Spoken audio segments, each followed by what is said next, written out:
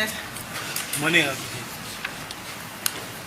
I'm going to take you through Exhibit X13C, in bracket C.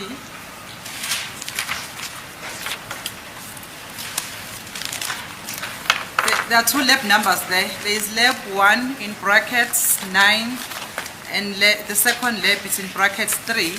I'm not sure what's the number of this report. Can you please come again? I see there are two lab numbers on these exhibits. One is number A is a laboratory.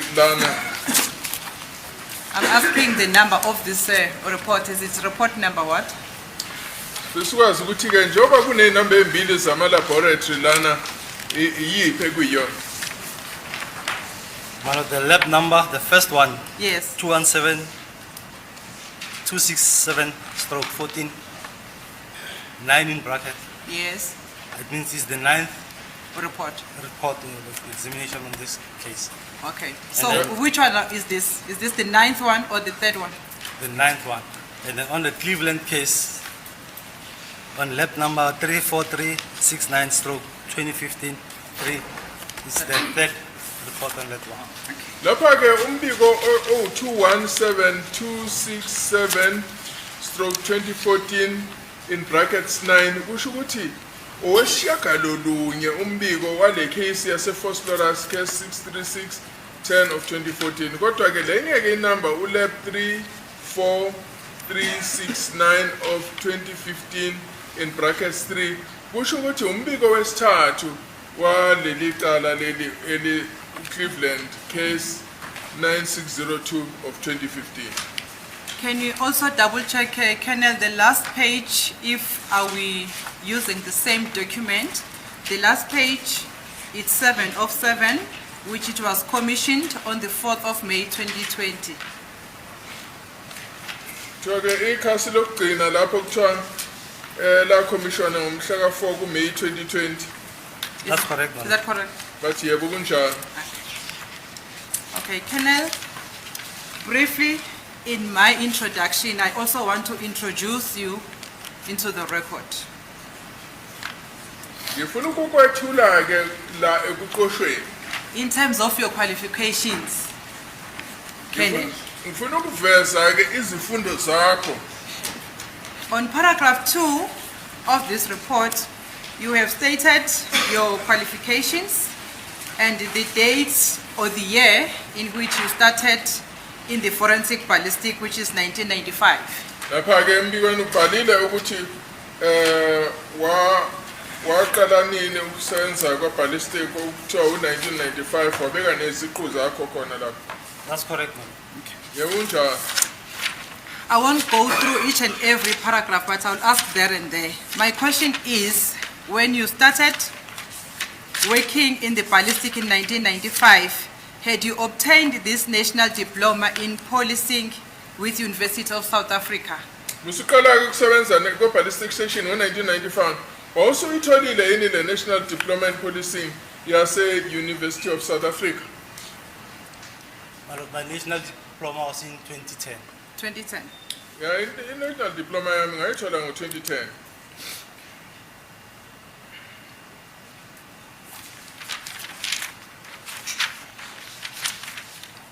And then is it also correct that out of all the qualifications that we have included in paragraph 2, it is only the National Diploma in Policing with the University of South Africa that is accredited in terms of South African Qualifications Act. The rest are internal courses. In other words, they are departmental trainings.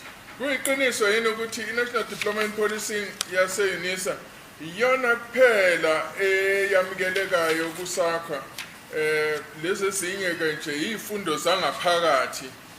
That's correct, man. Athi yebo kunjani?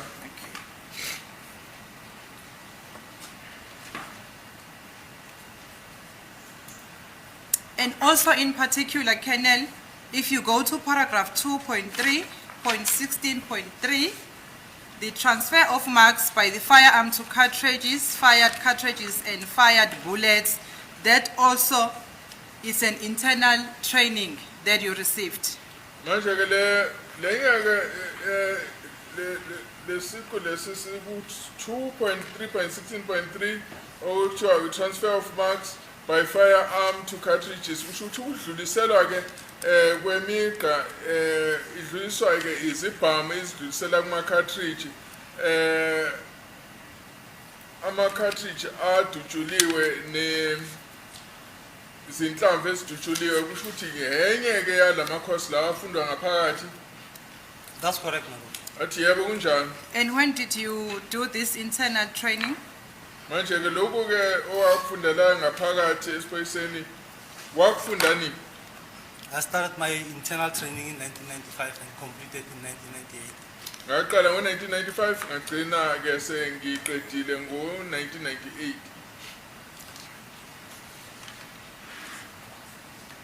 And then let's move on lastly on paragraph 2 of your report.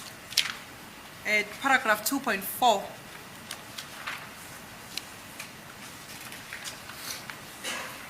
It's the last one on qualifications and experience. It says, I was declared competent and proficient in forensic ballistic examination. Who declared you competent? Manje ke leba kuthiwa lana ke bangibona sengifunde ngokwanele nokukwazi ukusebenza ngendlela efanele ku forensic ballistics. Ubani ke lo owafika wathi usufinyelele kulelo zinga? Or maybe which institution? Nokuthi ke mhlambe ke yipi isiphi ke lesi sikole? It was an internal training and I was declared by our training officer by then and our commander. Sasifunda ngaphakathi futhi ke owaveza lokhu ukuthi no sengifinyelele ezingeni elamukelekayo ilo wayesifundisa. Okay, and in which year was that declaration made? Manje ke washo nini ukuthi usufikelele kulelo zinga? I cannot recall when was it. I have it on the certificate, but I can't recall the year.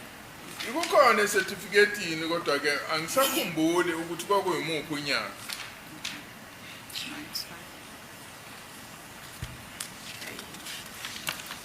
Thank you.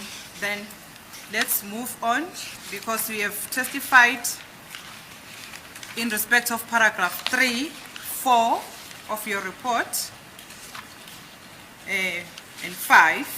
And then I want us to go to paragraph 6 of this report.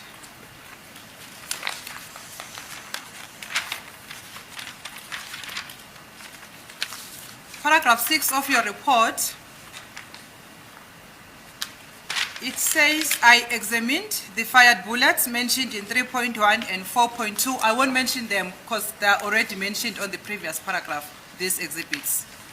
And compared the individual and class characteristics markings transferred to them by firearm components during the firing process using a comparison Microsoft and found. Then it means these are your findings. Am I correct?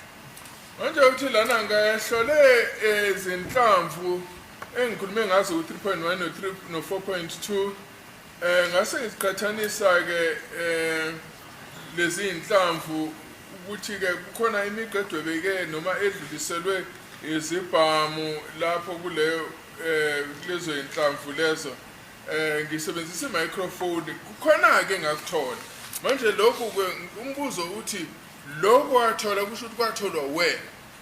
That's correct, my lord. Bathi yebo kunjani? And these are the findings of the exhibits mentioned in 3.1 and 4.2 as the bullets recovered from the scene and the firearm recovered from Cleveland. Am I correct? Kusho ukuthi ke lana ke lokho wakuthola kule zinhlamvu lezi kukhulunywe ngazo ku3.1 no 4.2 kusho ukuthi inhlamvu ezatholakala endaweni yesigameko bese ke nesibhamu esatholakala eCleveland. My lord, 4.2 would be the test that I have fired in the firearm that was conducted at Cleveland. Bashe ke u4.2 kusho ukuthi inhlamvu ke ekwakuhlolwa ngazo engasithola eCleveland. And 3.1? 3.1 is the bullet that was recovered at the crime scene. u-3.1 inhlamvu eyathola endaweni yesigameko. Okay, so 4.2 is the exhibit, is the bullet fired from the exhibit recovered from Cleveland, which is the firearm, or Which tested would take a- from the firearm from Cleveland.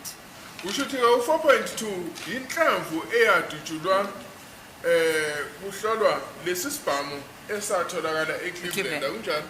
That is correct, madam. Oh, Yebo kunjalo. okay. And then here are your findings. And do you agree with me that these were your first findings in after you have examined these two exhibits, which I've mentioned above? Uvumelana nami yini ukuthi lo mphumela lona usho ukuthi lo wakuthola ngesikhathi uqala ukuhlola lezi khombiso? It's the first finding. Am I correct? Kusho ukuthi umphumela wokuqala. No, madam, on 6.1, Yes. Yeah, I'm still going there to 6.1. I'm just saying what you found on 6.1 was the first results of the first examination on the exhibits. Kuzayo ukuthi ke owakuthola ku 6.1 kokumphumela wokuqala emva kokuthi uhlole lezi ikhomba ikhombiso eziku 3.1 no 4.2. Or maybe let me read it. Maybe you'll understand no, it. I just want to clarify. Oh, okay. Madam, in 6.1, Yes. the test mentioned in 4.2 Yes. are the tests which were fired by warrant officer Ruloffs, not the tests that I have fired. Lapha ku 6.1 kusho ukuthi ke kukhulunywa ngama test lawa adutshulwa warrant officer Ruloffs kungemina. Oh, okay. So these findings are not your findings. Kusho ukuthi ke lokho kuthola umphumela lona awona umphumela wokuhlola kwakho lezi ikhomba. I don't want to get lost, Colonel. That's why I'm reading a line by line to say, you say, I examined the first bullets as I've just referred them. Angifuni ukuthi ke silahleke yikho nje ngifunda umuqa ngomuqa. Your report says you examined. Sorry, I haven't finished. Oh, sorry. Ngoba fast. uthe lana mina ngahlola. Yes. So when I was reading that paragraph, I understood it as if this is the examination that was done by yourself. Kusho ukuthi ke uma ngifunda le paragraph mina ngizwe sengathi uthi lana kubikwa ngokuthi uwena owahlola. That's correct, madam. I compared the bullets with the test which were fired by warrant officer Ruloffs first. Ngiqhathanise inhlamvu nalama test lawa adutshulwa warrant officer Ruloffs Yeah. eqaleni. We know Ruloffs now. We are now with you on this date that you are now sitting with these two exhibits. Then I am saying in paragraph 6.1, when you say there is sufficient class characteristics but insufficient individual characteristic marking transferred to these bullets by firearm components during the firing process, which could be due to the difference in bullet material. As a result, I took a decision to obtain additional test of the same material as the exhibit bullet. You see where I'm reading? Yabona ke lana ke kubhala ukuthi lana kukhona izinkomba ezikhombayo ezilingene kodwa ke azilingene ukuthi sikhombeke umehluko phakathi kwalezi inhlamvu. Okay. So, Ezadutshulwa ngesikhathi kudutshulwa ke ukuthi bazama ukuhlola ngoba kwakukhona umehluko kule insimbi lezi ezakha lezi inhlamvu and ngakho ke ngathatha ke isinqumo sokuthi ngiyothola ezinye inhlamvu engahlola ngazo ezakhiwe ngensimbi efanayo nale nhlamvu lena eyatholakala le nhlamvu eyisikhombisa. so my understanding of these findings is that it means there was insufficient individual characteristics to give a positive match, if I understand. Ngithola kahle kusho ukuthi zasingekho impawu ezilingene ukuthi ungakwazi ukuthi wehlukanise. ngazi noma ngizwisisa kahle yini. Am I following, Colonel? That is correct. Oh, that's correct. Bathi yebo hayi kuliqiniso lo. Yes. So that was your first report, which was negative. Kusho ukuthi ke umbiko oqala one nomphumela ongemuhle. My lord, it's not negative. I Okay. only said that the class characteristics were there, the individuals were there, but they're insufficient for me to say that it's a match. That's why I wanted to shoot additional tests with Okay. the correct type of ammunition. But don't rush, we are going to the additional. We are here on paragraph 6. Can I please ask again that you allow me to, My apologies, my Interpret. lord. My apologies, my lord. can you give me the answer again? So the first test that is referring to is when I compare the exhibits Zi- with the tests which were fired by Warrant Officer Rulosen. So I came to the conclusion that the class characteristics were there, but the individual characteristics were not Not there, sufficient enough. yes. So I decided to, as I've mentioned also in the same paragraph, that I decided to shoot additional tests so that I can do further examination on it. Cha abengizama ukuchaza ke lana ukuthi yebo ngathamba ngakhathalisa lezi inhlamvu ephuma endaweni oqala eyombukiso nale engayithola kuWarrant Officer Rulosen. Ngathola ukuthi yebo kukhona impawu ezibonakalayo khona lapho kodwa besingenele kahle ukuthi zinganika isiqiniseko sokuthi ngikwazi ukuthi ngikhiphe umphumela ukuthi lezi inhlamvu ziyafana njengoba bese ngichazileke kuyona le paragraph. Thank you, Colonel, for that explanation, but we are still coming there. I just want to understand the findings in paragraph 6.1 so that I won't make wrong submissions before this court. That's why I want to understand properly to say, in terms of the findings in paragraph 6.1, there were insufficient individual characteristics which did not give a positive identification or a match. Ukuthi lapha ku 6.1 mangizwisisa kahle bezingekho impawu ezanele ezihlukanisayo ukuze ukwazi ukuthi ube nesiqiniseko sokuthi kuyabonakala yini ukuthi lezi inhlamvu lezi umehluko noma ukufanana kunjani. That is correct, ma'am. Athi yebo kunjani. And the reason you have also included on the same paragraph, you said, but insufficient individual characteristics marks transferred to these bullets by firearm components during the firing process, which could be due to the difference in bullet material. Busichazile lapho ukuthi hlaza ke lezi impawu lezi ezilapha akufanani ngoba uhlobo lwensimbi ezasetshenziswa ukwakha lezi inhlamvu luhlukene. That is correct, ma'am. Athi yebo unjani. And then further, still on paragraph 6.1, you say, as a result, I took a decision to obtain additional tests of the same material as exhibit bullet. Athi lapho ke ngase ngithatha isinqumo sokuthi ngiyozama ukuthola inhlamvu zokuhlola ngazo zokutesta ngazo ezenziwe ngensimbi efanayo nale inhlamvu leyathole endaweni yesigameko. That is correct, ma'am. Athi yebo unjani. So, Colonel, does it mean that if there is a difference in bullet material, it means that can have an impact on the examination or on the transferring of marks? Kusho ukuthi uma kukhona umehluko kule material noma uhlobo lwensimbi ezisetshenzisiwe ekwakheni inhlamvu lezi ezikhathaniswayo kusho ukuthi kuzoba nokwehluka ukuthi impawu lezi zidluliseka kanjani zisuke esibhamini ziya lapha ezinhlamvini zesibhamu. That is correct, ma'am. Athi yebo unjani. Okay. And why did you take a decision alone to obtain additional tests of the same material as What? the exhibit bullet? Because the report was conclusive here. You had examined the exhibits and we have got the findings.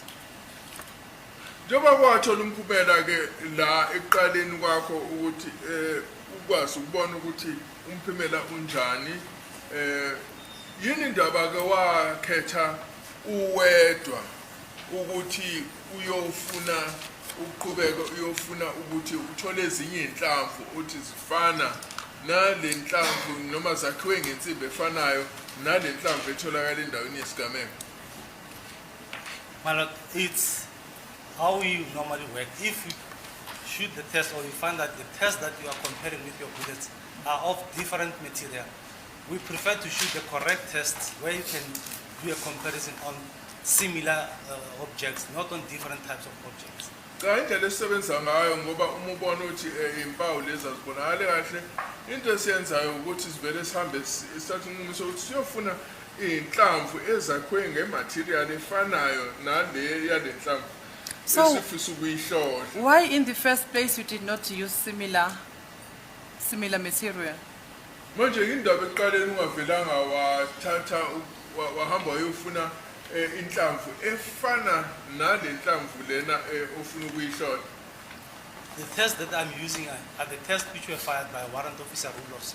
So he used PMP full metal jacket when he shoot test on the same firearm. So Manje lokho engikwenza ke ngahlola ukuthi ngahlola inhlamvu ezazidutshulwe Warrant Officer Rudolph owayesebenzise yena iPMP full metal jacket. Okay. So for me to do a proper examination, I need the same type of bullet to do a comparison. That was used by Relofs. Ukuthi ke mina ngikwazi ukwenza umsebenzi omuhle ngangiphoqelele ukuthi ngiyokwenza ama test ngenhlamvu ezakhiwe ngensimbi efanayo nale nhlamvu le ewumbukeli. Which is the test that was used by Relofs. No. He's trying to explain that Rudolph used the full metal jacket, but the bullet found on the scene, it's a CMJ. That's correct, man. Yes. So the test of Rudolph is not similar to the test which the bullet which was found, allegedly found on the scene regarding the material. Azama ke ukuchaza lana ukuthi Rudolph yena wayesenzise i-full metal jacket. Kuwukuthi ke le nhlamvu eyatholakala endaweni yesigameko kwayilolu hlobo lwe-CMJ okwase kwenza ukuthi kube inhlamvu ezakhiwe ngey'nsimbi ezahlukene. So wayephoqelele ukuthi ayofuna inhlamvu ezakhiwe ngensimbi efanayo ukuze aneliseke ukuthi impawu ezikhona lapha kulezi inhlamvu impawu ezisebenzisekayo. Okay. Let's conclude this before confusing the record. Let's conclude this by saying, from the examination that you did, from the exhibit, from the Rudolph's evidence test, you did not get a positive match. Ake siqede ngaloku ke siphethe ngokuthi kule nhlamvu lena ezazidutshulwe uWarrant Officer Rudolph esikhathi uqhathanisa wena kusho ukuthi awuzange uthole umphumela omuhle osebenzisekayo. Well, as I have mentioned, because of the difference in bullet materials, I could see the individual characteristics, but they were not sufficient. So I came to the conclusion that with this bullet, it's inconclusive, but I need to shoot the correct test to compare the correct test.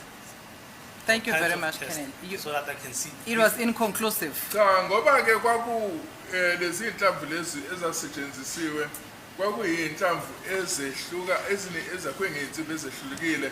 Ngathatha isinqumo sokuthi ngoba ngiyabona impela ukuthi kukhona okubonakalayo lapha kodwa akungiletheli isiqiniseko sokuthi ngithole umphumela omuhle. Ngakhetha ukuthi angihambe ngiyofuna inhlamvu ezakhiwe ngensimbi efana nayo ukuze ngithole umbiko engizoba nesiqiniseko ngawo. Am I also correct, just correct me there, am I also correct to understand that if the findings in paragraph 6.1 were inconclusive, it means there was no positive match? Ngizobe ngikhuluma iqiniso yena ukuthi uma kuwukuthi ke umphumela lapha ku 6 6.1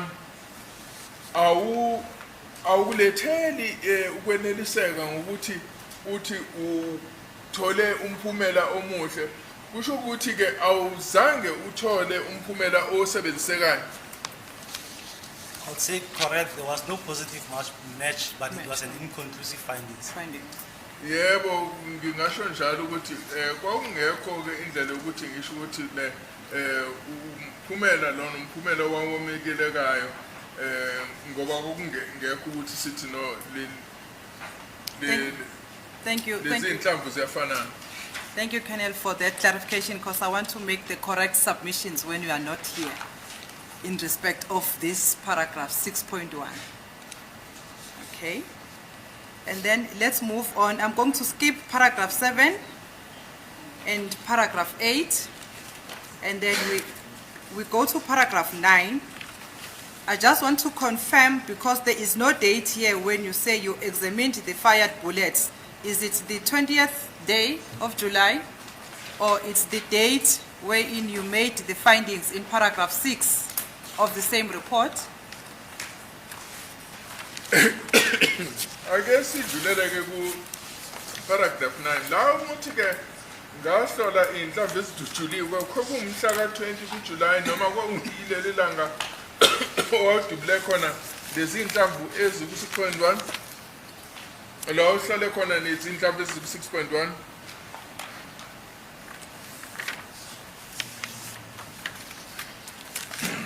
I started comparing them after shooting the test on the 20th. On the 20th. And I checked them, but I couldn't finish, and I kept continuing checking them on daily until where I could reach a conclusion that this is positive. But before I could type my report, I gave them to other analysts for verification or for further comparison or doing verification of my results. Ngaqala usihlola ngomhla ka-20 kuJuly kodwa ke akusho ukuthi ngaqeda ukwenza umsebenzi walelo langa ngaqhubeka ngilokhu ngihlola kodwa ke ngingakawubhali ke ngingawukhiphi umbiko wami mayelana naloku kuhlola ngaqala ngazinika ke laba abanye ama-analysts akhona ukuze balethe isiqiniseko. Okay, Colonel, just take me step by step. On paragraph 6.1, we've finished examination. Okay? We've finished examination, we've got findings on paragraph 6.1. Asithike lapha ku-6.1 ubhekile wathola ke umphumela akunjalo. Then on Monday, which is paragraph 7, on the 20th, you receive another exhibit. Ngomhla 21 kwawushidiwe lapha ku-7.1 ngomhla ka-28 Paragraph 8. Oh, sorry. wathola ke ezinye ke izinhlamvu. I'm summarizing because you have already entered this evidence into the record. That's why I'm saying on paragraph 6, the only thing that I want is the specific date to say on the 20th of July you receive the exhibits. On paragraph 8, you examined. And then on paragraph 9, what is happening and when? That's where I am now, on paragraph 9. Do you see that, Kenneth? Yes, I see that. Yeah. I think ngiyabona yini lapha ku-paragraph ikona ngifuna ukuzwisisa kahle ngoba uthe ngo-6.1 ngathola lezi nhlamvu ku-paragraph 8 wathi wahlola ngifuna ukuzwisisa kahle lapha ku-paragraph 9 kwakwenzekani. Well, if you look at the date I've received the firearm on the 20th Of July. Okay. Ngathola ke isibhamu ngomhla ka-20 kuJuly. I shot the test when I came back. Ngase ngidubula ke ama-test ngalilanga. And I started with a microscopic comparison of the exhibits. Ngase ngiqala ke ukuthi ngihlole ke nge-microscope ke lama-exhibit engiwatholile. I could not complete on the 20th. I continued on the 21st. Angizange ngikwazi ukuqeda umsebenzi wami ngomhla ka-20 ngaqhubeka ngomhla ka-21st. And I can't recall whether I finished on the 22nd, but then I gave in to my colleagues for verification. Kodwa angisakhumbule ukuthi ngaqeda ngaleli langa noma ngaqeda ngilandelelayo kodwa ke engikwazi ukuthi ngadlulisela ke lama-exhibits kubantu engisebenza nabo.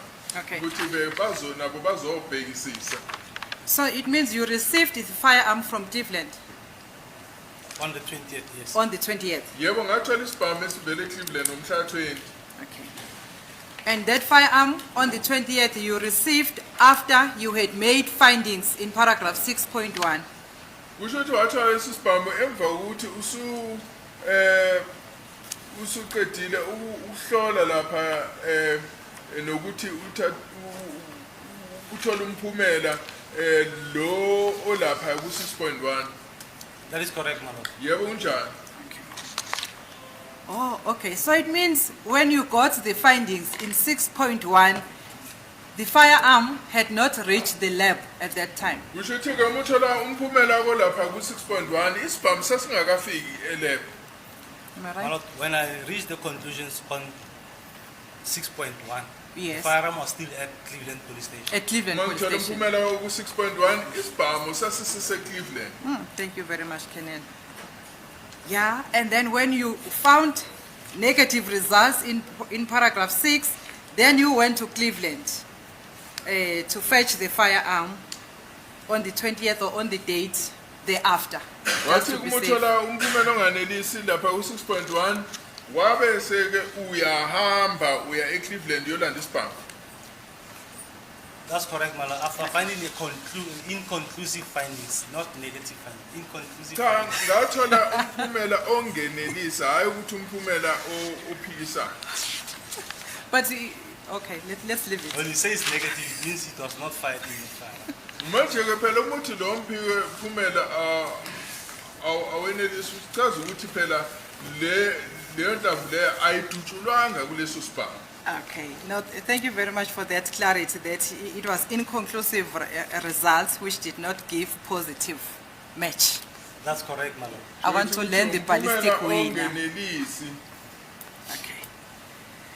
Then you went out of the lab to Cleveland Police Station to get the firearm now.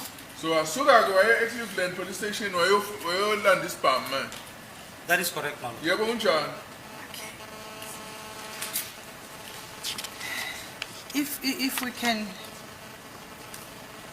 just pause there, don't close that page, which is paragraph 9. We're still going to analyze your findings now.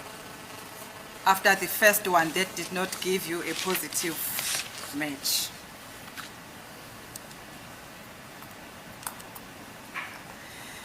Colonel, is it correct that when you do a comparison on the comparison microscope, there is a set of rules that are established internationally that you work according to? Set of rules, internal rules, that you work according to when we are doing the microscope comparison.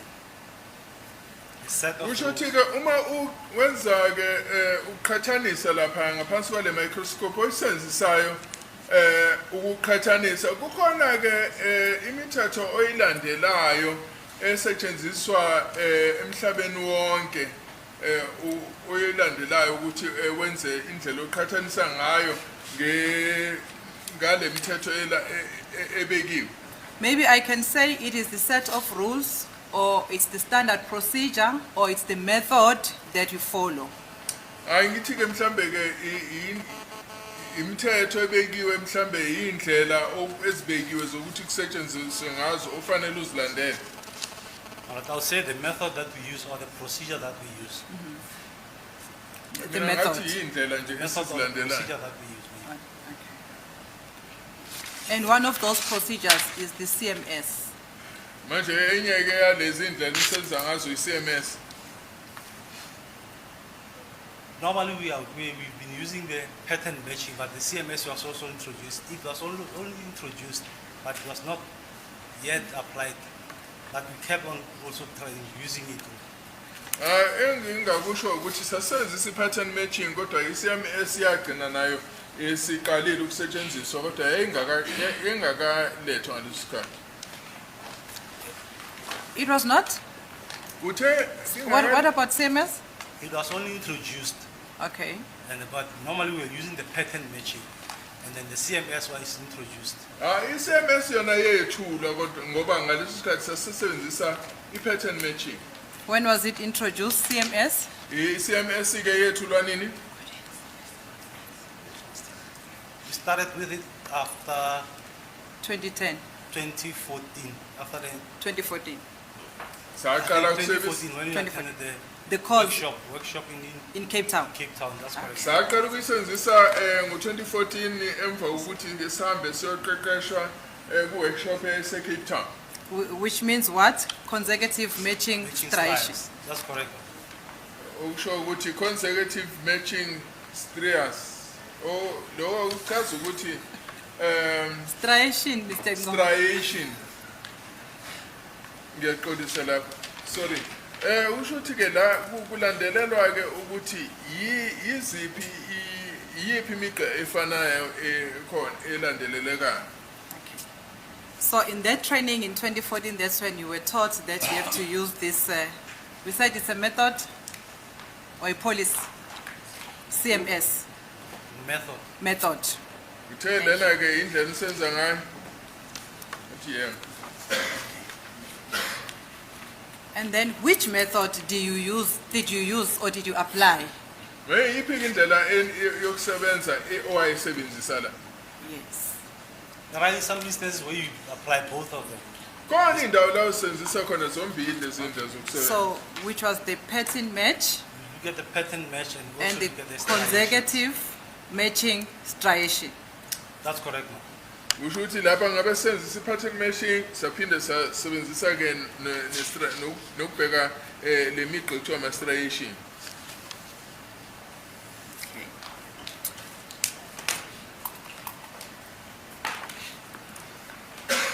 And then in terms of this method of CMS, you have to find, you'll correct me if I put it the other way, but when you are doing the comparison with the exhibits, you need to find one group of 6 striations or 2 groups of striations. Kusho ukuthi ke uma Sorry, not 2, 3, sorry my lord.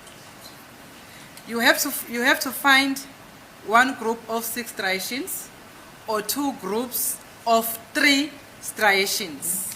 kusho ukuthi ke uma uqhathanisa ke la ufanele uthi uthole iqembu lemigqa eyisithupha noma usithole amaqembu amabili emigqa emithathu In the same relative position. wonke ke ehleli eindaweni eziqhathanisekayo. That is correct, ma'am. Yebo That's njalo. correct. Okay. So I want us to use this formula now when we're going there to calculate these striations. Group of Manje 6 ngifuna ukuthi striations. senzise yona ke le formula uma siyobheka lapho ukuthi ikuphi le migqa. But also before going there to the chart of your examination, can you tell me, with your understanding, the difference between the pattern method and the CMS, if there is any difference? Uma ukhona umehluko phakathi we-CMS ne-pattern matching, ngicela ukuthi ungichazele ukuthi yini ke lo mehluko. My lord, when you're speaking of CMS, you're speaking about striation lines that are created by the firearm in the firing process. It could be 6 matching striations or 2 sets of 3. They must be in the same relative positions. And when you're talking of a pattern, you can have striations that makes a pattern, specific pattern. And when you look at that pattern, it will be the same pattern that is created by those striations. So that's when we're using both. You're looking at the pattern created by the striations. Okay. Uma sikhuluma nge-CMS ke sikhuluma ngemigqa ke le eshiyakayo lapha esibhamini kodwa kufanele bese izindaweni ezikwaziyo ukuthi ziqhathaniseke.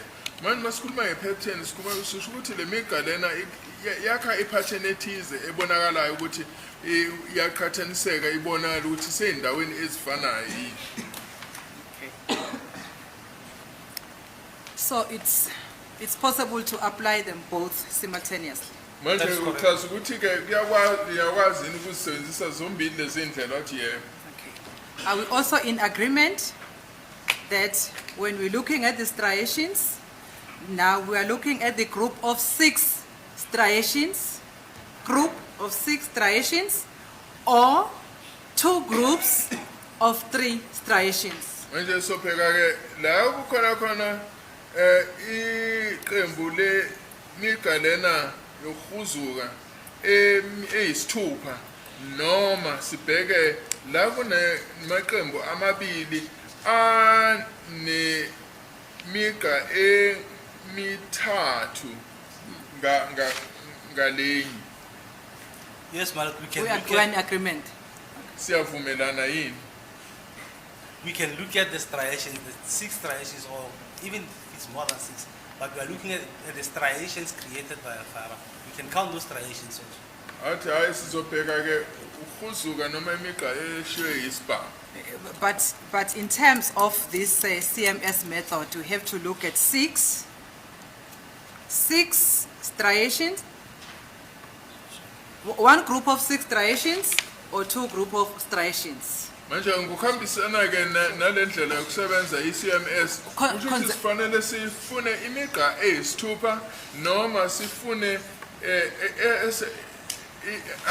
imiga emithathu esemaqembini amabili. Consecutively matching or continuously matching. Kusho ukuthi ke elandelelana ngendlela abekeke ngayo.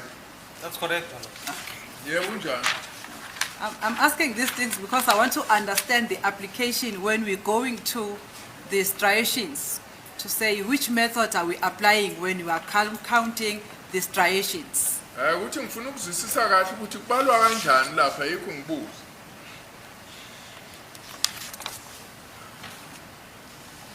Okay. Do you also agree with me, Colonel, that the consecutive matching striations is mainly, stria is 1. Manje ligama lethi stria lisho okukodwa, striations usho ukuthi imiga eminingi. Is that correct? That's correct. Oh, Athi yebo kunjani? okay. Is it correct that in consecutive matching stria, it means that striations which you are counting must follow each other? In other words, there cannot be a difference or a break in between the striations. Usho ukuthi ke uma ngithi kubalwa ke lemiga lena ifanele ihambe ilandelelane ngendlela elandelene ngayo kulezi indawo zombili osibhekayo, kungabi nala uthola khona ukuthi kukhona umuga ongekho. There must be. When we referring to a break, what are we referring to? Manje Because uma- that break can create what we call a pattern. Manje umuthi ke kukhona ke la eqe khona uchaza ukuthini? When we're talking about the pattern and consecutive matching, I don't know whether I should explain that in Zulu. Consecutive, it's 1 and the same striation. Usho So it uma must be sikhuluma the ngokuze- same without a break, without another striation which is not continuously matching with the other one. Usho uma sikhuluma That's the explanation I can give. Usho ukuthi ke imiga lena ifanele ilandelelane ngendlela efananayo kuzo zombili izindawo ozobe uzihlola. We can continue on that one. We can continue on that. We can Thank you. continue on that. Okay. Singaqhubeka nalo. Okay.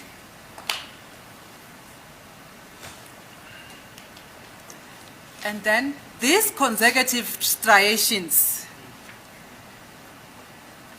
they have to line up.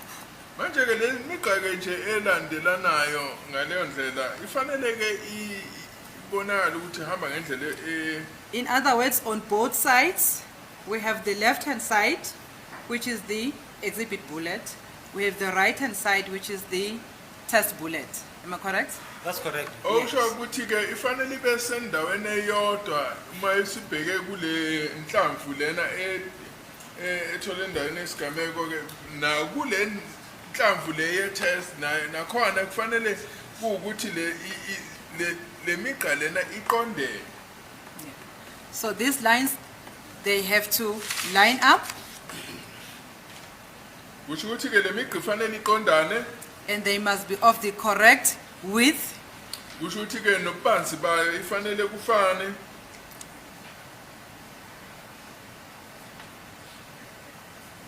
sorry my lord, just one word.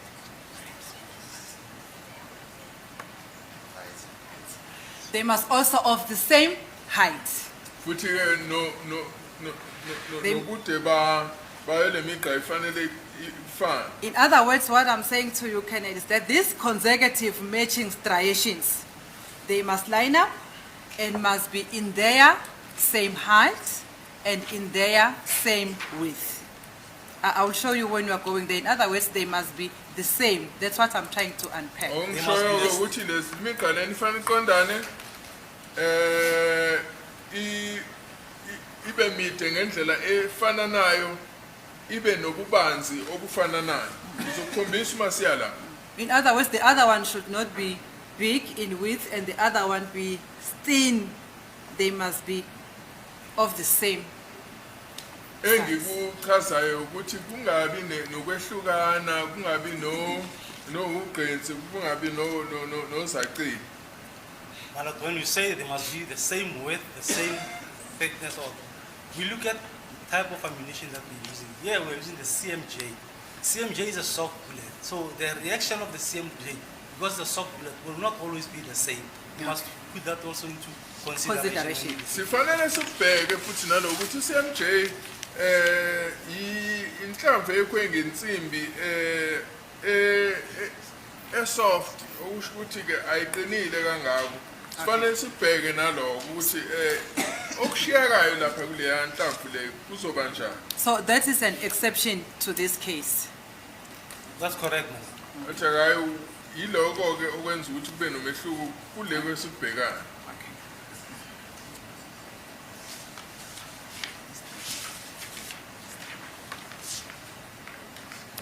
And then also, Colonel, do you agree with me that when you are calculating the first, let me say the first or the one set of 6 striations or 2 groups of striations, if there is a break in between, you have to stop counting and count afresh above the break. uma ukuthi khona la kweqiwe khona kusho ukuthi kungabonaka khona la okungenamuqa khona sifanele kusime ebese siyoqala ukubala kabusha My lord, it will depend on what are we looking at. If we are looking at one groove, we count all the striations in that one groove. So if there's 6 striations in one groove, irrespective of the gap that is there, but they are all in one groove. They're created by one groove. So we count them all because they're in one groove. ncike kutheni sibala emseleni owodwa yini uma ukuthi le migqa lena esiyibhekayo yonke semseleni owodwa kusho ukuthi sizobala yona ukuthi iyisithupha khona kuleyo msele Okay. But that's not the method in terms of the CMS. That is the method on CMS. akuyona-ke indlela okusetshenzwayo ku-CMS cha iyona indlela okusetshenzwa ngayo ku-CMS And then now let's go to, can I ask Advocate Sibanda to assist me with your chart?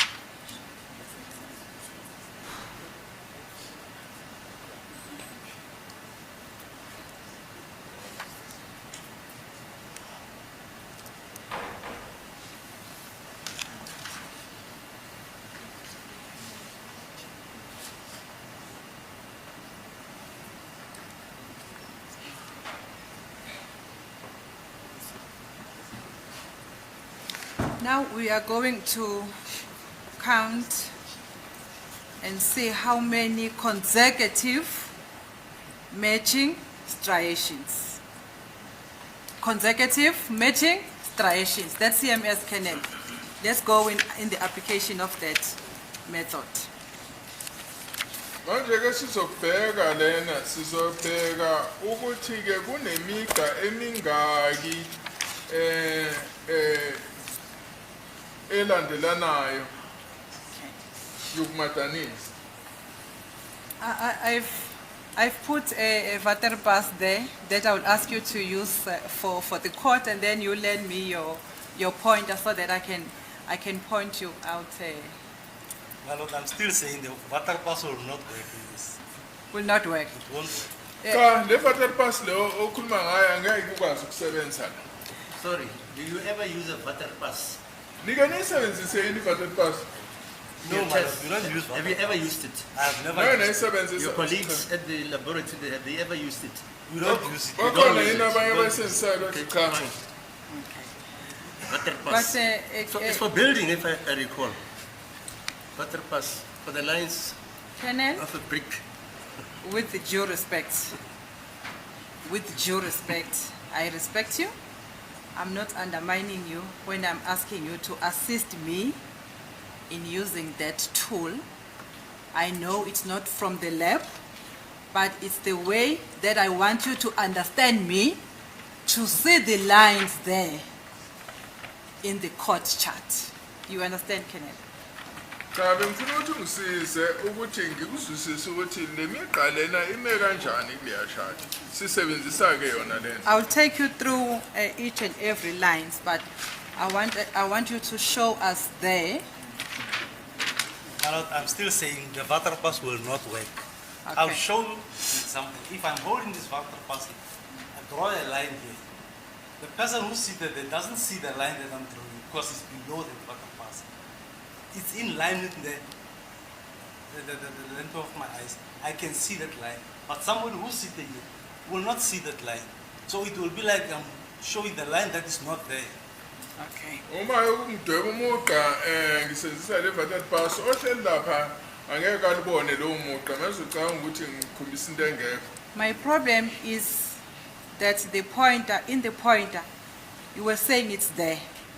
But I want you to take me through the line to see if it's lining up from the left-hand side to the right-hand side. Cha ukuthi Maybe you ngifuna can- ukuthi mangikhombisa lapha bese angikhombisa ke nawe ukuthi hayi iqondele ke leli migqa ukusuka ngapha ngakwesokunxele iziyofika ngakwesokude. Maybe you can use your hand or maybe a pen to show me that here is the line.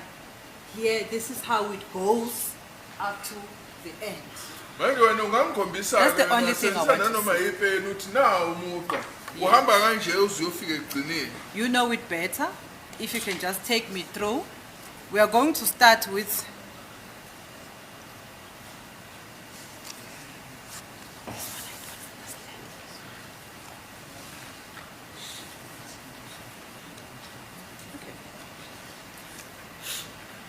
that one is Exhibit X13E1.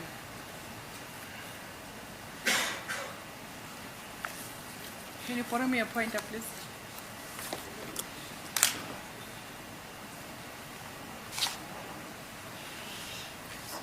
May I take it across, my lord? What's it? It's a pointer. Yeah, no.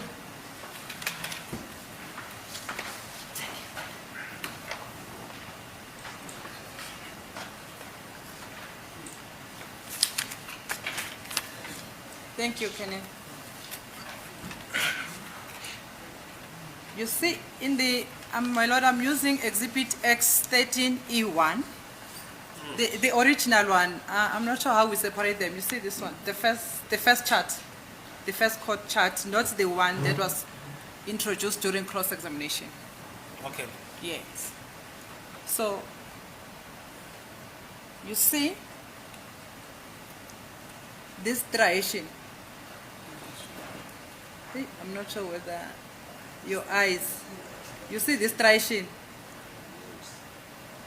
It's going on both sides. Yabona yini lo mugqa lo ukuthi uhamba ngazonke.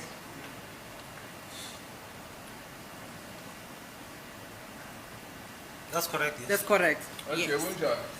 But underneath that, there are two striations that do not match. Manje ngezansi Just- kwaloko kukhona imigqa engamadaniseki. It's maybe for the sake of the record, if the striations have been numbered, in the record don't be able to distinguish between this striation and that striation. If maybe the numbering of the striations can be used. It means let's go. It's so unfortunate that when you were leading this evidence in chief, you did not have these marks and these errors, and you went through and you were flying with this chart. Now that I'm taking you through this chart, you are unable, but I will respond. That's incorrect. Why do you say this witness is unable? Where do you get that from? Let's proceed with the second exhibit. Because I was taking you through the first one, which did not have marks. Which did not have marks on Yeah, side on of the, test. sorry? Which Marks, did not have marks on the marks side like of this the one. You see this one is numbered 1, 2, 3, 4, up to number 6. I'm saying the first one did not have these marks, of which the state is asking me to direct the record through it. Hello, the first one and this one is the same photo. Yes, it's the same photo. That's why I was also taking you through this one. But the state is now saying that I must use this one so that the record will understand the number of striations or the position of the striations. Do you understand that, Colonel? No, I understand, but when you're saying they are not there on the side, I've explained yesterday that if you look at your bullet, if your bullet has bent a little bit in the middle, there won't be striations there because they will not be transferred to your exhibit. Your exhibit will not be touching the surface of the barrel. No. But if you look towards the end there, at point number 3 there, is the same striation that we are talking about, the Yeah. side. I'm saying the same Mina ke striation. ngizama ukuchaza nakho ukuthi ke uma kuwukuthi ke inhlamvu kukhona la igobe khona angeke kukhona indawo la engeke ibe nezimpawu khona lezi ezibonakalayo yikho ngithi ke lo uphawu olulapha ku3 lugcina libonakale kulo 3 omunye. Colonel, I'm still coming there. I'm still on the error number 2. That's error number 2, which I was trying to show you. 2 is this one. Eh? I was trying to show you in the first exhibit. It's this one. That's the striation number 2. Do you agree with me? Bengisazama ukukhombisa kona yiloko kukhonjwa umcebulisholo wesibili. What yeah. Then, I am saying to you, or my question is, between the striation number 2 and the striation number 3, you see? There is a break because there are 3 striations that do not line up, that do not match on the other side, which they only appear on the left-hand side, but they do not go to the right-hand side. Engichazayo ukuthi ke uma sibheka unumber 2 kukhona imigqa emithathu ebonakalayo ngakwesokunxele kodwa ayifinyeleli ekubonakaleni kahle ngakwesokudla. And the same striations that we are referring to. Number I 2, explained yesterday. Number But 2? these striations here, yes. these ones, as I said, if your bullet is not straight, there won't be striations here because it does not touch the barrel of the gun. Okay, so But when you continue, here they are. Njengoba sengichazile isolo ukuthi uma ningayiqondile inhlamvu yakho izobonakala kahle ngapha ngakwesokunxele Kodwa ke nje uma silandelela siyabona ngale Can you follow the ngasekupheleni pointer? ukuthi Is iyabonakala that the kahle. one that we are talking about? That's correct, please. Yes, if you go, it doesn't match with this one. They match here. They are not that clear. If you They are can not look- that clear. Okay, let's agree That's to a- say they are not that that's a clear. triangle mass. Yes, it comes. It will end up right here. Let me try with the water passage wish.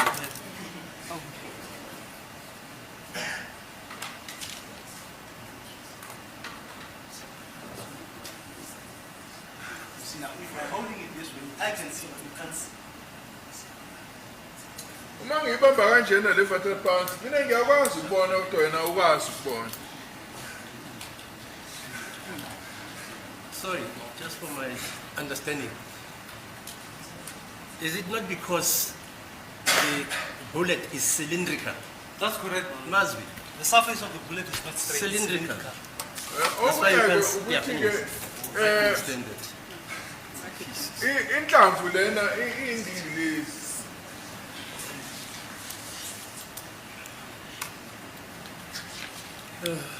Okay.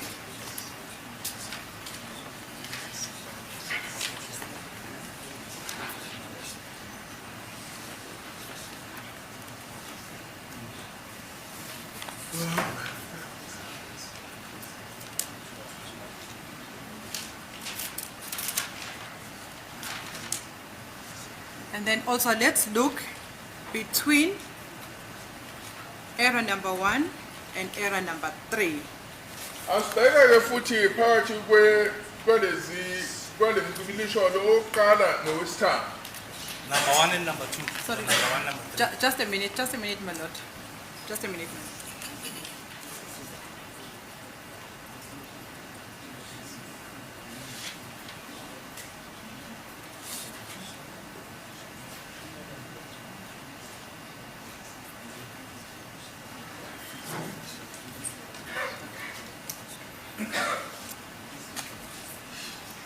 So, Colonel, are we in agreement that between error number 2, the striation, and error number 2 and 3, the striation that we have pointed out to say it appears towards the end, we are saying it's not clear, visible, clear enough because it's not straight.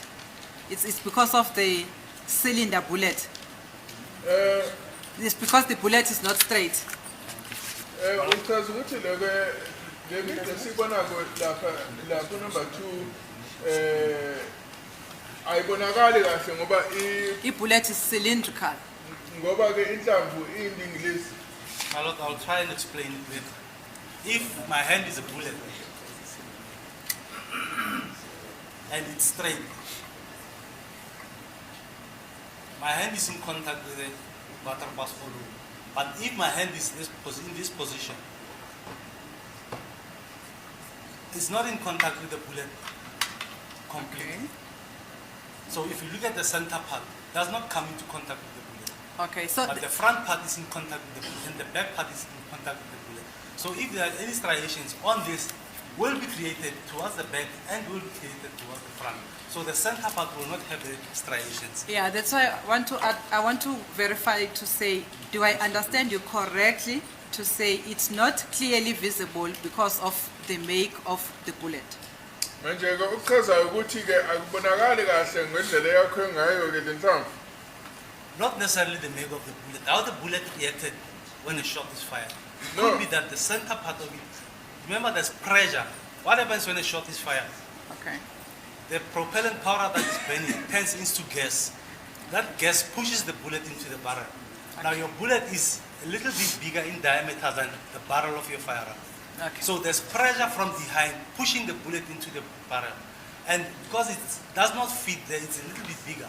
The pressure that's coming from behind will push it at one stage, it will sort of contrast a little bit, creating a curve line where some part of the bullet will not be in contact with with the barrel of a firearm. So there won't be So marks. we in won't the have car. clear marks, okay. That's correct, Malord. Okay. Sikhona indawo lapho I just want clear uma marks and not clear idutshulwa marks. inhlamvu ngithi isunduzwa ile nto ekuthiwa propellant ngapha uma isidlula ke la esibhamini kukhona indawo ezingeke zithintane nesibhamu.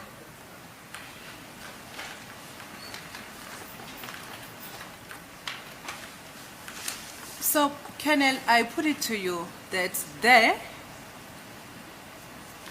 on the striation, which you have just indicated, that is not a visible striation, and therefore it means it's a break. It means it's a break, and therefore it does not give the consecutive marks which you can count from 1 to 6. Manje kuma sibheka lapha kuyabonakala Striations, to 6 matching striations.